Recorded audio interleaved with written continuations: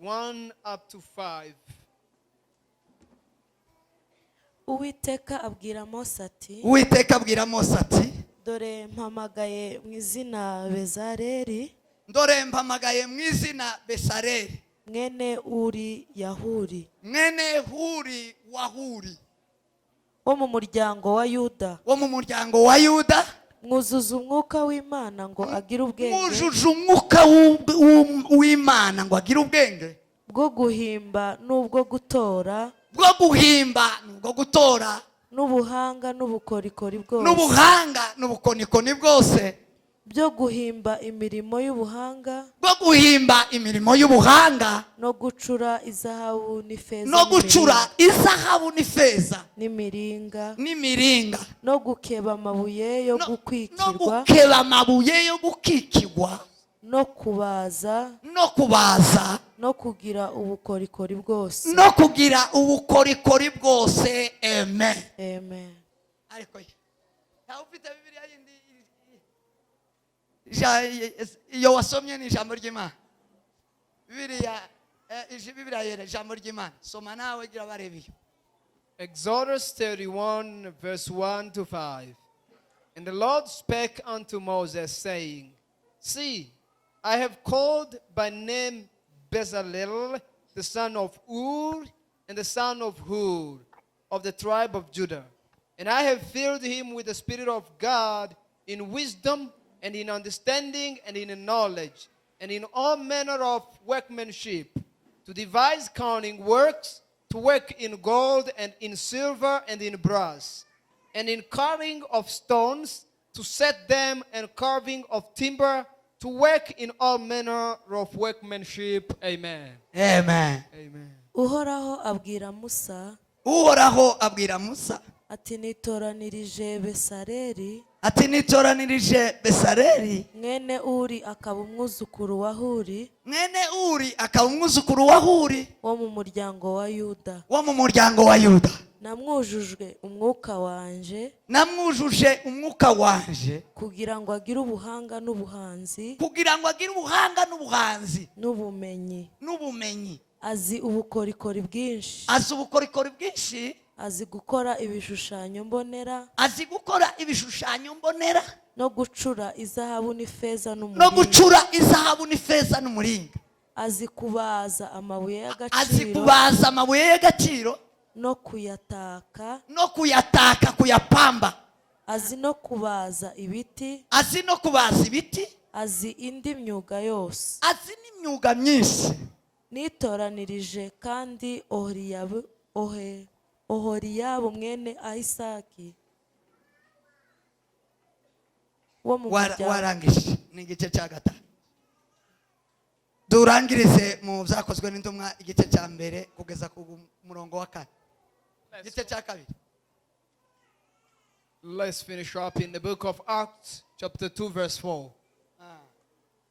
Igice cya mbere cya kabiri umurongo wa mbere kugeza ku wa 4. Chapter 2 from verse 1 to 4. The book of Acts. Umunsi wa Pentekoste usohoye bose bari hamwe mu mwanya umwe bahuje umutima nuko umuriri ubatungura uvuye mu ijuru umeze nk'umuyaga uhuha cyane ukwira inzu bari bicayemo haboneka indimi zigabanije muri uwo mwanya haboneka indimi zigabanije zisa n'umuriro ururimi ruja ku muntu wese wo muri bo ubwo rurimi rugera ku muntu wese uri muri iyo nzu bose buzuzwa umwuka wera batangira kuvuga izindi ndimi nk'uko umwuka yabahaye kuzivuga muri Yerusalemu habaga abayuda n'abaturage nuko warangije. Amen. Mwakira ijambo ry'Imana. Receive the word of the Lord. Sema amen. Amen. Ndashima Imana ku bwa Pentecost. I want to thank God for Pentecost. Nagize umwanya wo kuyinjira. I got enough opportunity to be here. Ndacukumbura ntekereza Pentecost. And I did study a lot about Pentecost. Ngira umwanya wo kwibamo. And thought about it. pentekoste yanditse muri bibiliya The Pentecost written in the Bible irimo uburyo bubiri. is subdivided into two. Hariho pentekoste yo mu isezerano rya kera, You got Pentecost in the Old Testament hakaba na pentekoste yo mu isezerano risha. and Pentecost in the New Testament. Pentekoste yo mu isezerano rya kera The Pentecost of the Old Testament, yitwa ko ari pentekoste, it is called Pentecost. ni munsi mukuru w'ibisarurwa. It was a day of the celebration of harvest. Ni umunsi mukuru w'ibisarurwa, It was a celebration of harvest, cyangwa se umunsi mukuru w'ibyumweru. or a celebration of weeks. Uko niko yitwa. That's how it was called. Ni iminsi 50 It was 50 days Pentateuch, cyangwa se ibyumweru 7 or 7 weeks, wongeyeho umunsi umwe. plus 1 day. Muri isezerano rya kera And in the Old Testament, yari iminsi yo kwizihiza yo gushima Imana, it was a day of thanking the yuko Imana Lord yabahaye umwero, that God gave them a harvest, bakazana umuganura. and they will bring a Byari thanksgiving. ibihe byo gutanga umuganura, It was a time to give kuko an cyari igihe cyo offering, kwera. because it was time for the harvest. Kubera ko mutazi gutanga umuganura benshi, Because you do not know how the first fruits, nimwumva pentekoste yo mu isezerano rya kera. so you don't understand the one of the Old Iyo umuntu Testament. atanga umuganura aba agiye muri pentekoste, When a person gives the first fruit, he's aba entering yinjiye muri Pentecost, pentekoste y'isezerano rya kera. entering the Pentecost of the Old Iyo umuntu Testament. ahembwe, When a person gets a salary, iyo umuntu ahembwe when a person gets a salary, cyangwa ibyo akora iyo abashe kunguka, or whatever he does, and he gets muri benefit, amashimwe in that thanksgiving, uba uri muri pentekoste. you are in the Pentecost. Iyo ni pentekoste. That's called Pentecost. Hari abantu bataba muri pentekoste There are people who do not live in Pentecost, bakagera mu gihe cya and they pentekoste get in the time of Pentecost, ntibakimenye ntibakizi. and they don't understand it. Ariko abaheburayo, But the Hebrews, abayuda, the Jews, bari bazi neza igihe cya pentekoste. they knew exactly the time of Pentecost. Iyo niyo yari pentekoste. That was the Pentecost. Mu isezerano risha, And in the Old New Testament, pentekoste the Pentecost ni ukumanukirwa n'umwuka wera, was the coming of the ni Holy Ghost. ukwakira umwuka wera Was the w'Imana. receiving of the Holy Spirit. Umwuka wera The w'Imana Holy Spirit of God waje muri icyo gihe. would come in that time, Yerusalemu yari yuzuyemo abantu, and Jerusalem was filled of bari ku people, minsi y'ibisarurwa, and they were celebrating the bari harvest ku time, minsi y'imiganura, the first fruits, bari ku minsi mikuru and y'ibyumweru. they were celebrating weeks. Hanyuma Yesu muri icyo gihe But then Jesus in that moment, yari agize iminsi 40 azutse. he has been 40 days risen, Iyo minsi 40 and in the recent 40 days, yiyeretse abantu barenga he's been manifesting himself to people, magana ane. more than 400. Yabonekeye intumwa, He's been manifesting to the yabonekeye apostles n'abandi. and to other people as well. Yesu abana n'abantu iminsi 40 Jesus lived with people for 40 days, azutse. and when he was risen, Hanyuma Yesu aja mu ijuru, and then Jesus ascended, asiga abigishwa mu cyumba cyo and hejuru, he left his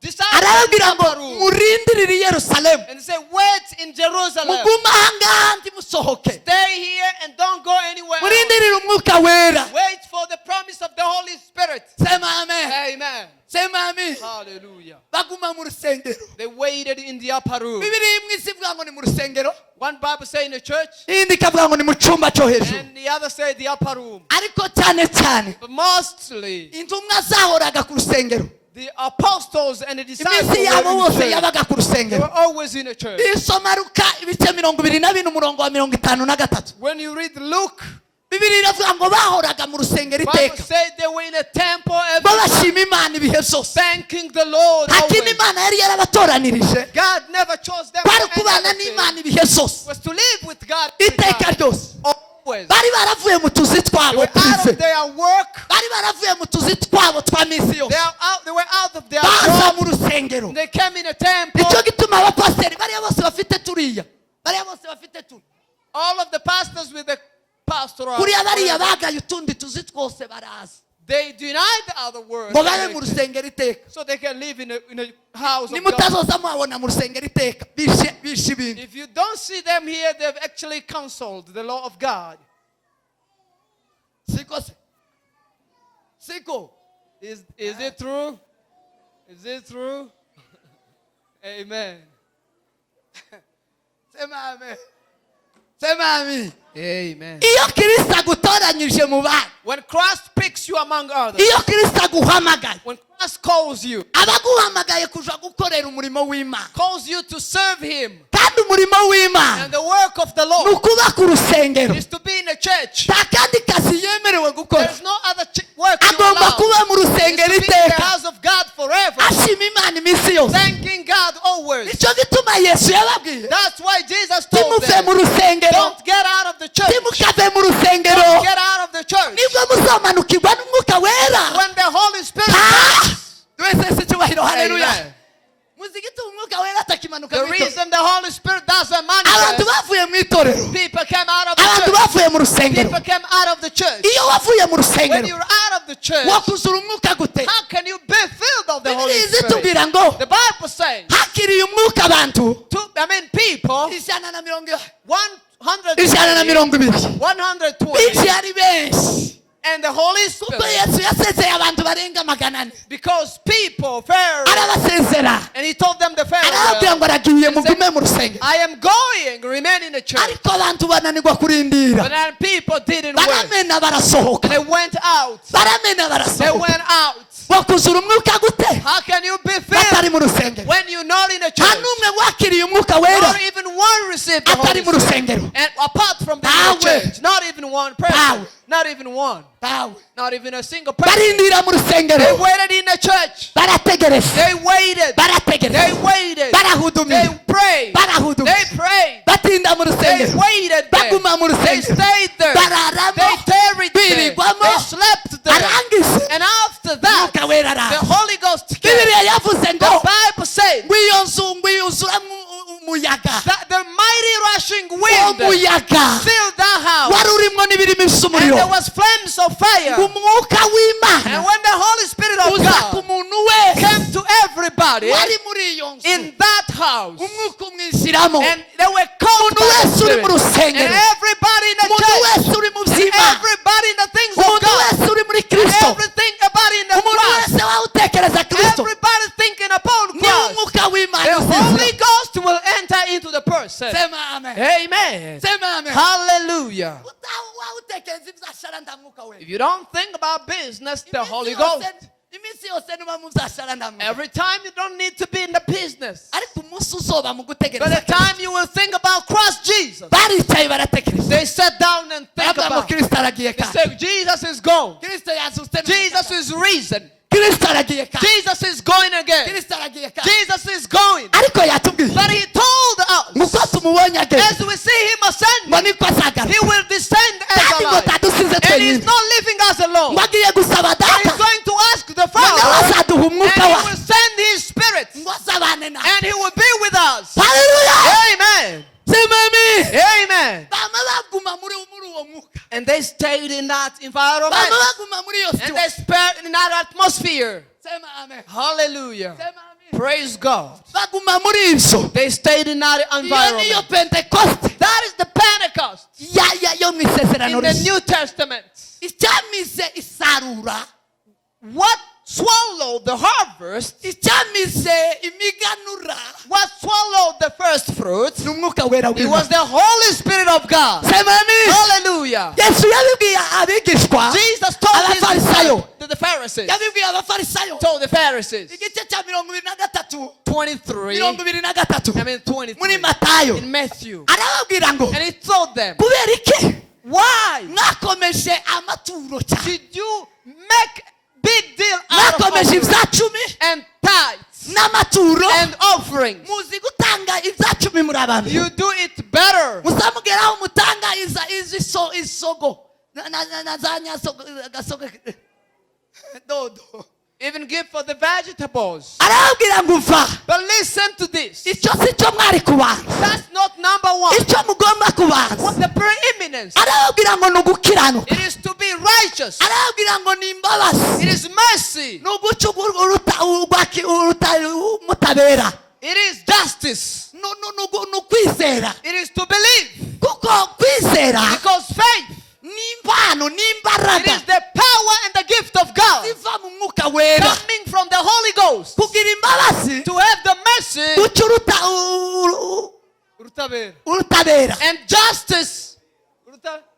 Imanza zitabera, yeah. guca urutabera cyangwa imanza zitabera Justice, we're talking about justice. nta kindi kibitanga Nothing else gives that. ni umwuka we It is the Holy Ghost of God. sema amen Amen. sema amen Hallelujah. atukuzwe umukozi arabwira ngo gukiranuka And it's a righteousness nta handi biza biva n'imbuto y'umwuka comes from nowhere else apart from the Spirit of God. ibi byakagombye kuza nyuma This should come afterwards.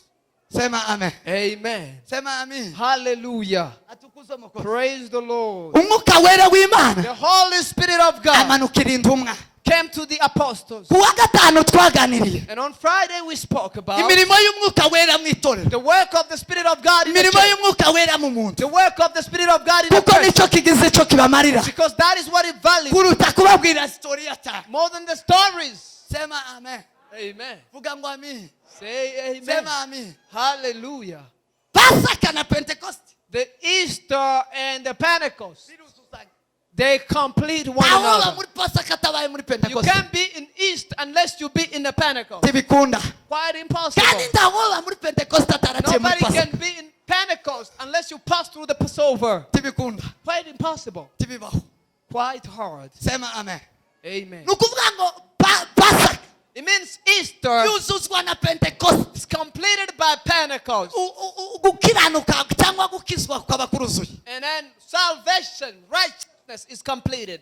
kubera ko Because ntawo kwinjira muri pentekoste nobody can be in Pentecost ataciye muri pasaka unless you pass through Easter. ntawe uzabona pentekoste Nobody will see Pentecost ataraciye muri pasaka unless you pass through the Easter. birakurikirana They follow one another. birabana They complement one another. bitandukanijwe n'iminsi 50 They are only differed by 50 days. bitandukanijwe n'iminsi 50 Only by 50 days. ni ukuvuga ngo iminsi 40 It means 40 days. ni igihe yesu yari ari kumwe n'abababwira amakuru yo kuzuka When Jesus was narrating the yesu resurrection yazababwira story, igikorwa yakoze iriya Jesus told them what he has done. yazababwira ubutsinzi bwabayeho The victory he conquered. ababwira ko yatsinze satani That he has conquered the devil. yatsinze urupfu And he has conquered death. ababwira ayo makuru And he's telling them that. arababwira ngo And he said, nasuye paradiso I brought the paradise imbaraga zose and all the authorities z'urupfu zitsikamira abera over the death. nazikuyeho I niyo cancelled makuru it. yazababwira That was the news. ari kumwe na ba And he aburahamu was with Abraham, basogokuruza bo kwizera the father of faith. arababwira ngo ngaba And he said, here they are. urupfu ntirukibafite Death has no power. nabakuye mu rupfu They're out of death. nabinjije mu And bugingo they're in life. yesu avuga ayo makuru And Jesus spoke about azuka that. And he was coming out iminsi 40 after 40 days. muri iyo minsi 40 And after that 40 days, arababwira ngo and nimungendere he said, therefore, mugende mu isi yose go all over the world mumbwirire abantu and tell people, mubabwire kwihana tell ibyaha them to repent their sins, mubabwire kubabarirwa ibyaha their remissions of their sins. mubabwire ngo bihane Tell them to repent, bababarirwa and ibyaha they will be forgiven of their mubwire sins. amahanga yose Tell all the nations, binjire muri pasaka enter in Easter. binjire muri pasaka Enter in Easter. pasaka ni ukwihana It ibyaha is to repent the sin. pasaka ni ugukuraho ibyaha Easter is the removal of yesu sin. yari amaze gukuraho Jesus urupfu says, remove yari death. amaze gukuraho igihano cy'urupfu The power of yari death akuyeho ibyaha was over. arabwira ngo mubwire abantu He binjiye said, muri pasaka tell people to enter the East. hanyuma mu minsi 10 And after 10 days, arababwira ngo ndagiye kubasabira umwuka told them, I'm going to ask the Holy Ghost. for Sema you. amen. In the name of Jesus. kangura uwo mugabo Oh man, somebody is sleeping. Oh yeah. Come on. sema amen Amen. mu minsi 10 In 10 days. mu minsi 10 In 10 days. arababwira ngo nimurindire They say, wait. mugume mu rusengero Wait in the church. ngiye kubasabira umwuka I wera want to ask the Holy Ghost. uwo mwuka wera And that Holy Ghost azaza kubana will nawe come to be with you. Hallelujah. haleluya Amen. sema amina Praise God. uwo mwuka nzobabwira And the Holy Spirit azababwira ibya data will tell me you the things of azoza God. yenda kubyanje Take off me and abibaheze give it to you. azabigisha And he will teach you abibutse n'ibyo and nababwira remind you everything I ever azabana told you. namwe And he will be with you kurusha uko nabanaga more than I've been with you. sema amen Amen. sema amen Hallelujah. umwuka ari mu itorero kurusha uko kristo The yabanye Holy n'intumwa Spirit is in church more than how Christ ever lived here. umwuka ari kumwe n'abamwemera The Holy Spirit is with those who believe Him n'abamwakiriye and those who received Him kuruta uko ba petero more bagendanye na than how kristo Peter walked with Jesus. twese ese cyubahiro Lift your hands to Jesus. asifiwe bwana Hallelujah. ahimidiwe bwana Amen. haleluya Amen. sema amen Praise God. sema amen Amen. mu minsi 10 In 10 days, umwuka wera azabamanukira Holy Spirit will come. tuganira namwe And we spoke about yesu yabasize mu kazi Jesus never left them in work umwuka utarabamanukira until the Holy Ghost came. icyo gituma bibujijwe That's why it is forbidden. gani umusaza wagiye mu ijuru umusaza rugagaza Rugagaza yaravuze ngo biragoye ko umunyamwuka ngo ayobora abanyamubiri is ngo kandi saying biragoye ko abanyamubiri bayoborwa n'umunyamwuka it is hard for a spiritual man to be led by a fleshly man or a carnal man to lead a spiritual man. It is quite na hard. yesu ya niko yabikoze uko nyine rugagaza yabivuze niko byane The way he spoke it, that's how he yesu was. yafashe intumwa Jesus took the disciples arazibwira ngo sinobasiga and he said, I can't leave hano you mu bantu ngo mbasige ngo mwovuga ubutumwa to preach the good news in people. ntimwobasha guhagarara kiga You can't do nta that. murimo n'umwe mwokora mu nzu You y'imana can't do anything in the house nta of murimo God. n'umwe mwokora werekeye You imana can't do anything of God mudafite umwuka wera unless you have the Holy Spirit. arabajana bakingirana mu And rusengero he locked them in a room. abakingirana mu nzu yo And he mu cyumba locked them in cyo the house of God. aravuga ngo ndimusohoke And he said, don't come out kugeza igihe umwuka wera w'imana aza until the Holy Spirit of God comes. niwubaheza He's the one who will give kuja you kuvuga ubutumwa the enablement. niwubaheza He's the one who kugira icyo mukoze will give you to do something. sema amen Amen. sema amen mu yandi magambo In other words, tibari bariho they were not alive. tibari bahari They were not alive. asiga bakingiranye And he locked them in the upper cyangwa room. se kubohereza umwuka So wera he will send the Holy baze Ghost kubaho so they can live. na kane twaganiriye On Thursday we spoke umwuka ari about utanga ubugingo the ari utanga Holy ubuzima Spirit gives ari life. utanga kubaho He gives their life. ejo bishop rutebuka yabikomeresheho Yesterday, Bishop Rutebuka umwuka spoke wera about it. w'imana waje mu magufwa yari mu kibaya The Holy Spirit came in the kugira ngo bones, abeho. in the valley so they can live. iyo hataba umwuka wera If the Spirit of God wasn't nta around, kubaho there's no life. ni intumbi ni They're amagufwa just corpse and bones. sema amen Amen. umwuka wera w'imana The Holy Spirit of waje God kurestora waje kugira ngo abantu babeho came to restore so people can live again. icya kabiri twaganiriye Second thing we spoke umwuka about, wera w'imana the Spirit of God waje kutumenyekanisha came to tell us, waje kuba ikimenyetso to be a token or waje sign, kuba sahihi a seal, waje kuba sinya a seal, yo kuvuga ngo turi abana b'imana saying that we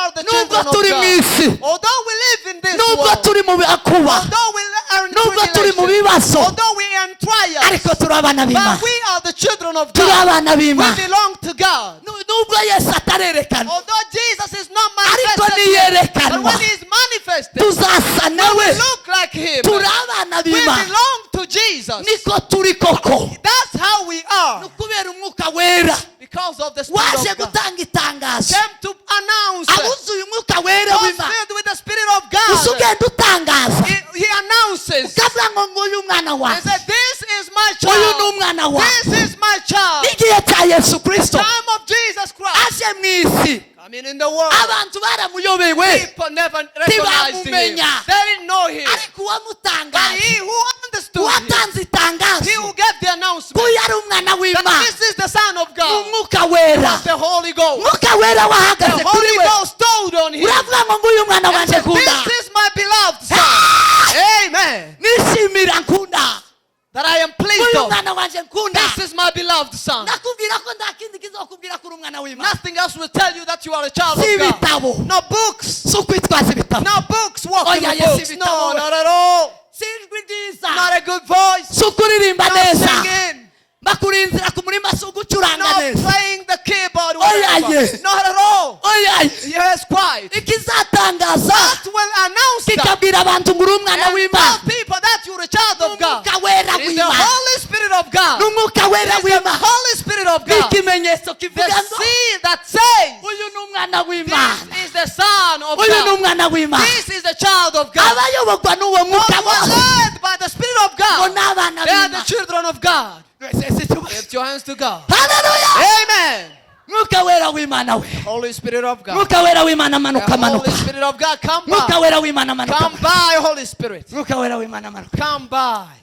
Sema amen. Amen. Twongera turaganira, And we again spoke about, ganira ku mwuka wera w'Imana and I told you that the Spirit of ari God, umuhuza w'abantu, it is the umuhuza initiator, uhuza abantu, the reconciliator ni umuntu uduhesha guturana, that gives us to live together in aduhesha harmony. kubana. He gives us to live in harmony. Umwuka wera w'Imana Holy Spirit of God, niwe uzuhesha abantu kubana amahoro. make people to live in harmony. Sema amen. Amen. abatuzuye umwuka wera w'Imana Those who are not filled with the Spirit baza of God bananirwa kubana n'abavukanyi amaraso amwe, live with their siblings. bakagira amaraso amwe, They have some blood, baravukana they some siblings, bakanasa, they look alike, ariko ntibavukana, but then they don't relate. ntibabana. They don't live in harmony. Kubera iki? Why? nta mwuka wera. No Spirit of God. Umuntu utuzuye umwuka A wera person without the Spirit ntazi of God kubana na bene wabo, doesn't know how to live. With ntazi his, kubana n'umugore we, he doesn't know how to live with his ntazi wife kubana n'umugabo we, and his husband, ntazi kubana n'umwana, with a child, umwana ntazi kubana na se, and a child who cannot ntazi kubana na nyina, live with the mother kubera ko nta mwuka wera. because there is no Spirit of Umwuka God. wera w'Imana The Spirit of God niwe uza utuma abantu babana. will make people to live in Hari harmony. umunyabwenge wavuze ngo abantu ni inyamaswa. A certain man said people are animals. Narabyemeye muri siyansi, I agreed with him. abantu ni inyamaswa. People are animals. Batabaye mu mwuka w'Imana Unless you've got the Spirit of God, ni inyamaswa. we are animals. Yo kwanga kurya nicyo utabaza bicara, That's why people kill each other. ni inyamaswa. People are animals. Nta mwuka wera w'Imana. Without the Spirit of God. Sema amen. Amen. Bibiri iravuga Pawulo abwira Abagalatiya, The Bible says, Paul arababwira ngo mbabwire imbuto z'umwuka said, let me tell you the fruit of the Spirit zituma mubana. that will make you to live Ni together. urukundo, It is love. n'ibyishimo, It is joy. ni amahoro, It is peace. ni ukwihangana, Patience. ni ukugira neza, Kindness. ni ugukiranuka, It is faithfulness. ni ukugwa neza, It is meekness. ni ukwirinda. It is Ibyo byose bimeze self-control. All of that. nta tegeko riza ribihana. There is no law Uwo against that. muntu wuzuye umwuka wera w'Imana Person filled with the Spirit akababwamo of God, n'ibyo, and he has that fruit. nta tegeko rizamuhana. There is no such a law Ari against irya him. leta, Whether of the government, ari iry'umuryango, whether of the family, ari iryo mu ijuru, whether of heaven, nta tegeko there is rimuhana. no law against nta him. purizo y'inasi There is ajamo, no prison he is to nta be in. purizo yo mu ijuru There is azabamo, no prison in nta heaven for purizo him. y'umuryango There is abamo. no prison of the Kubera family. iki? Why? azi kubana, Because he knows how to live. yuzuye umwuka He's wera. filled with the Spirit of God. Ese icyubahiro. Amen. Haleluya. Amen. Sema amen. Amen. Imiryango myinshi yabaye amagufwa yo mu kibaya yaratatanye. So many families has become bones.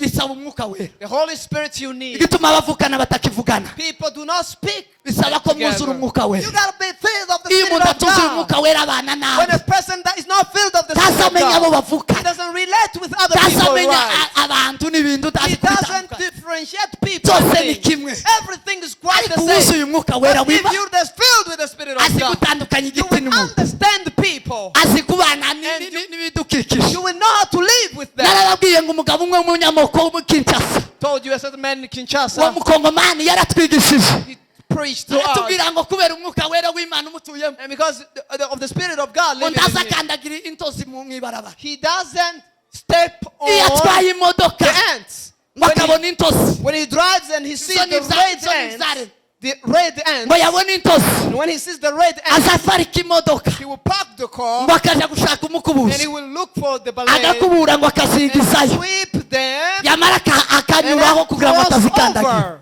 So he won't kugira atazikandagira, trample them.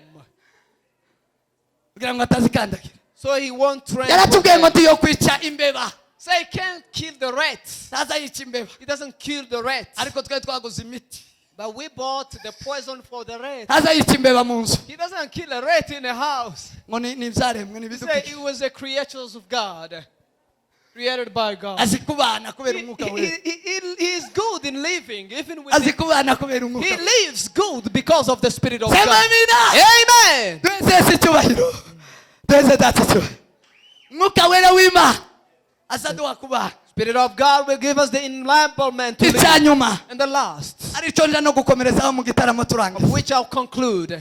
Umwuka wera w'Imana The Holy Spirit of God, aduhesha gukora neza. He gives us a good service. good words. The Spirit of God. ubwenge The wisdom. ubwenge Wisdom. sema amen Amen. ubwenge Wisdom duhabwa n'umwuka wera that we receive from the Holy nta muntu Spirit. uzubuvukana Nobody is born with it. bibiri itubwiye The Bible says umugabo bita bisalere a man called Bezalel. umugabo bita A bisalere man called imana Bezalel. niyo yamurangiye mose God pointed him to Moses. iramubwira ngo hari umugabo natoranije And he said, a man I have chosen. yitwa bisalere Name is Bezalel. uwo bisalere Bezalel uwawuri is of Ur, umwuzukuru wa huri a grandson wo mu of nzu Ur, ya yuda in a house of Judah. gende kureba uwo mugabo Go see him. uwo mugabo That man namwujuje umwuka w'ubwenge is filled of wisdom. namwujuje umwuka w'ubuhanga Is filled of namwujuje umwuka w'ubukorikori skills namwujuje umwuka wo gukora ibintu and every workmanship. akabikora neza And he can do things right. sema amen Amen. twese icyubahiro twese data icyubahiro atukuzwe mukozi Lift your hands to ahimidiwe bwana w'amaboko Jesus. ariko mana we umwuka wera w'imana The Holy Spirit of niwe God uzuha abantu will give people aza guha ubwenge butari kavukire the wisdom that is not aza guha ubwenge genetic, utaziga that you never studied. twahamagaye abantu ngo baze kwiga bibiliya Told people to come study the kandi Bible. bamwe batangiye ko bariga Some they have already started. ariko ntawe uziga ubwenge butangwa n'umwuka we But nobody will study the wisdom of heaven. nta mugabo w'umunyamurenge cyangwa w'umunyamerika utanga bene ubwo bwenge Nobody can give that wisdom apart from the Holy Spirit. ntawe Not even one person. Power. Not even one person. keretse umwuka w'imana Apart from the Holy Spirit of God. umwuka w'imana The Holy Spirit azaza of God gutanga will ubwenge come to give aheza wisdom. biselere He gave Bezalel umwuka wo gukora the ibintu spirit of doing things. yaramubwiye ngo He biselere said Bezalel umwuka yuzuye w'ubwenge is filled of the wisdom. azashinga ihema neza He will do the bakora tabernacle ibintu very byose well byo mu ihema and neza do everything pertaining to nusoza it. ubona umuntu udakora ibintu neza You see a person is not doing nta things mwuka well. w'ubwenge agira The spirit of wisdom is nta quite mwuka agira He doesn't have the spirit of umwuka niwe wisdom. uzi uduhesha gukora ibintu The neza spirit of wisdom gives niwe uzi us uduhesha gutanga serivisi nziza so good services. hari abantu batazi gutanga serivisi Some people do not know how to do that. boyitanga gute nta mwuka wera Can you do that if you don't have the Holy ubwenge Spirit? kavukire Then genetic wisdom ntibwobasha gukora ibyo imana ishima can never do the things that pleases the Lord. ntibibaho Quite hard. mbabwirire hano Quite hard. ubwenge kavukire Genetic wisdom ntibubasha gukora ibyo imana ishima can never do the things that Habe pleases namba. God. Not at all. ubwenge bwo kwiga The knowledge we Ubumenyi. learn, the knowledge, ubumenyi bwo kwiga the acquired knowledge, ubumenyi wize the acquired knowledge ntibushobora kuguhesha can give you imana gutikinga igashima ibyo to be wakoze approved by God. keretse umwuka wawe Apart from His Spirit, iyo wakuje when it's inside you. sema amen Amen. sema amen Hallelujah. nta digiri nta doktora There's no degree or doctorate nta muprofesiyoneri or professor wabasha gukora ibyo imana ishima that can do anything pleasing God. oya ye Not at all. keretse uwuzuye umwuka we Apart from the one filled of the Spirit of God. twese situwe Amen. haleluya Hallelujah. imana yafashe hariho ndangiriza ariko mana muri iki gitondo hanyuma ndakomerezaho nimugoroba mana yabwiye sawuli God told Saul. sawuli yari umugabo w'ubwenge w'umuhanga Saul was a very skilled man and wise mu ntumwa in all the apostles no mu bafarisayo and in Pharisees. baramwemera They approved him and acknowledged him. yari azi ubwenge He was very educated. yari azi ibyo yize He knew what he did study abimenya neza and he knew it well kandi akabidefanda and he will defend it. yari azi kudefanda He knew how to yari defend. umweroka wo ku rwego He rwo was hejuru very eloquent. ni ukuvuga ngo icyazi yari azi kukivuga What he knew, he will know to give yari azi no kugitanga and how to give it. uwo ni umuntu uba udasanzwe It was not a umuntu arashobora kumenya man. ibintu ariko akananirwa kubitanga Person can know things and not be Cyangwa able to akananirwa deliver kubidefend. it. Not be able Iwe to yari deliver it. perfect It was perfect. ni ukuvuga ngo ibyo yari azi What he knew byari byinshi was a lot byiza good biboneye and approved mu bantu in people. akongera kandi And again, akamenya kubidefa he knew how to deliver. yakazahagarara mu mbaga He z'abantu would stood in a akavuga congregation bose bakamwemera. and he would talk until everybody yaravuze thinks, muri oh. Isirayeli mu bigugu mu bigatanyare z'abayuda He z'abaheburayo spoke in Hebrews ababwira icyo agiye gukora. and he told them about what he was about to do. bagiye gukuraho agatsiko ka Yesu cyangwa se abafasi ba Yesu. That he's about to persecute all Christians. arababwira ngo ndakamara. And he said, I'm about to persecute them. aravuga atanga disikuru atanga mwerekeo avuga imipango n'imipangirire ye baramwemera He gave a speech of Siri his, international and they gave him the approval letters. baramuheza inzandiko baramwemera. They gave him approved letters. warangiza And after that, arahaguruka bikorana umwete. stood and did that. Bibiri iravuga ngo The Bible said, amaze kwica Stefano and after he killed Stephen, wari wuzuye ubwenge bw'Imana. filled of the wisdom of God. Sema amen. Amen. Sema amen. Hallelujah. ngo arakomeza agiye kwiyongeza abantu. And he went wanting to kill more. yafataga imiryango agashyira mu nzu y'imbohe agakingira. Took families and locked them in a prison. ngo ageze mu nzira ije i Damasiko And when he was heading to Damascus, umucyo uramutungura. and the lightning struck him, Imana iramubwira ngo Yesu aramubwira ngo Sawuli Sawuli Jesus told him, Saul, Saul, ibyo waba ukora what are you doing? nubwo bishimwa na bene wawe Although it is pleased by your jewe people, ndabigaya I despise everything ntabwo you biri do. perfect. It is not perfect. urarenganya You are persecuting me. ukora amafuti You're doing uri imperfect. mu mafuti You are not doing right. ntabwo uri mu kuri You're not in the right ntabwo uri way. mu bushake You're not bw'Imana in my will. ntabwo uri mu itorero You're not in a church. ntabwo wari itorero You're wakorera not serving God. ntabwo ari inzu y'Imana You're not serving God. ntabwo ari Imana uri mukorera. You're not serving the Lord. tushobora gukorera Imana And you can serve the Lord utuzuye umwuka we. unless you're filled with the Spirit of God. sema amen. Amen. aramubwira ngo ibyo wakora sibyo Say what you're doing is not right. hindukira nonaha Turn right back uje kunkorera. and go serve me. amujyana kwa Ananiya. And he took him to Ananias. Ananiya amurambika bika Ananias laid hand on yuzura him. umwuka wera. Filled up the Pawulo akorera Imana Paul served arashimwa n'Imana God. isumba byose. And he was pleased by God. sema amen. Amen. sema amina. Amen.